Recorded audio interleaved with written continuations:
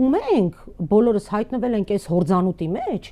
մենք էլ ենք արդեն խելագարվում։ Չի կարող բացարձակ ճշմարտությունները հակադարձ ներկայացվել, անընդհատ։ Լավ, ցինիզմն ու լկտիությունն էլ պիտի սահման ունենա, էլի չի կարելի այսպես։ Դուք ինչ նպատակ եք հետապնդում, որ այս ժողովուրդը նաև ամբողջությամբ ուղեղի առումով ապրի դեգրադացիա,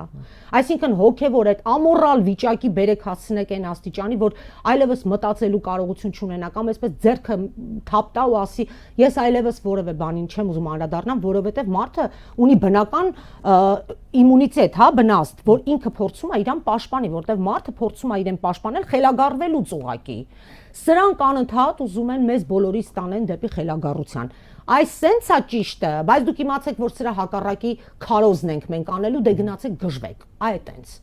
Բայց ասենց չի մնալու, այդ բոլոր մարդիկ պատժվելու են։ Այս ամբողջ ժողովրդին հասցնել այս աղետի եւ սա չի արվել սելջուկների կողմից, սա չի արվել իհարկե ուղղորդողները թշնամիներն են եղել, մեր պատմությունն էլ ցավոք սրտի դավաճանների եւ թշնամիների պակաս չի ունեցել երբևէ, բայց սա արվում է ներքին ռեսուրսների եւ ներքին իշխանավորների ձեռամբ։ Սա է հարցը։ Այո, այսինքն յանով վերջացող ազգանուն ունեցող մի խմբակ, մի ամբողջ ժողովրդի, եթե հաշվենք, որ 10 միլիոն հայ է ապրում աշխարհում, մի ամբողջ ժողովրդի ինքնությունը դրել է զոհասեղանին։